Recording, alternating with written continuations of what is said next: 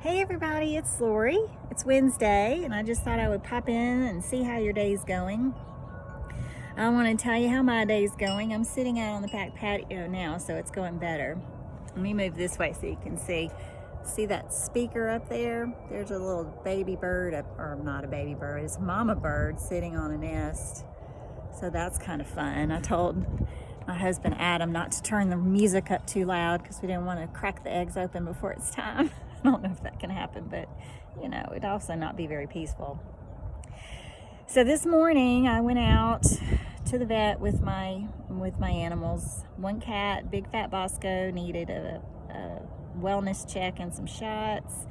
Little cat Lucy needed some shots, and Stella needed her nails trimmed just like the other two. And they weren't going to let me bring Stella because nail trim's a non-essential service, but decided that since I was bringing the two cats and not like another person into the mix, they do it. So I took them all, loaded the cats into their little carriers. Bosco is particularly nasty about that process. He doesn't like to be confined. When he was a tiny little kitten and I went to pick him up, we got him at the cat shop, which was a little rescue that they don't have it anymore, but he was a kitten. And we bought him or picked him out and had to wait for him to get old enough. So little bitty kitty, you know, just old enough for me to bring him home. Put him in a carrier that's one of those bags that has the mesh and the Velcro and the zipper. He hollered all the way home in the car in that thing and tried to get out. I kept having to push the zipper back closed, and then he tore a hole in the mesh of that soft carrier because he didn't want to be confined as a tiny kitten, first day. So I knew he was going to be trouble, but he has to ride in a big hard case so he can't chew his way out. So I finally got him in there. Got Lucy, she gets to ride in the soft carrier because she isn't a maniac. So got him in there, took him to the vet and said, hey, here they are. They took Bosco back to do his exam. They took Lucy back to do her shots. And they took Stella in, the puppy dog, to get her nails trimmed. She's still out here somewhere. And so they bring him back, and Bosco wouldn't let them take blood.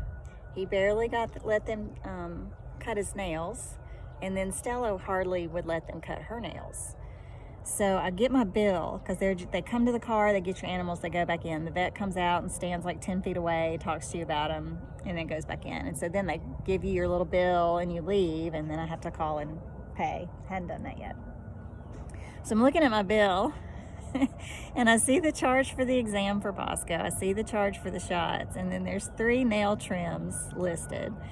One of them's just nail trim feline, and then the other 2 say nail trim extensive, and those were $25 each because they had to hold on to the animals so much. There she is. Had to hold on to them so hard to get their nails trimmed, so I paid $50 for 2 of my pets to get their nails trimmed. And they did draw some blood from the nail tech, the vet tech, so I guess that's part of the cost, is the sacrificial blood that Bosco shed on them. So that happened. Now they're all home, but on the way home, Bosco managed to pee in his hard side carrier. And I suspected it because I started smelling something. So I get him home. I let Stella out of the car. I opened the door. We have one of those doors that slams. So I went and put the hard side carrier where the door would prop open. Went back to get Lucy in the little carrier and my coffee cup and stuff. So I go back in, and my husband has already opened the cage to let Bosco out, and he's gone. And I'm like, I think Bosco peed in there. And he's like, oh no. So there's a slippery, wet trail of pee footprints and skids where he went running away. So I said, I'm going to put him in the tub. So I grab him up, hold him like this on my shirt, getting it all peed up. Grab him up. Adam comes with me. I'm like, if you just get the water warm enough and stop at the tub, even if I can just throw him in and let him run around, he'll get some of the pee off. I don't expect to be able to just hold and bathe this cat. So we did that. I stuck him in, and of course he's and running around in the tub. And I was going to just let him go, but Adam gets a towel and throws over the top of him to hold him down in the tub more. So he's splashing around, getting everything wet, getting Adam wet, getting me wet. Finally, we let him jump out. We hold him in the bathroom. Adam gets a wet towel and just starts getting him more to try and get most of the pee off. Meanwhile, he's hollering and clawing. I've got claw marks on my arm. You can't see because of my sleeves. But so that was fun. That was an adventure with the kitties today. And with sweet Stella over here. So I come home, and before I had left, Adam had started this thing where he likes to cook bacon in the oven. Like, he puts a piece of parchment paper down on the pan, puts the bacon out, and puts it in the oven on 400 and lets it get crispy, and then you just pour the, throw the parchment paper away, and it's a whole lot cleaner, and it's usually pretty good. Well, I didn't know he had put them in there. And he immediately got on a call. He's like, oh, here, gotta take this. I didn't know they were in there.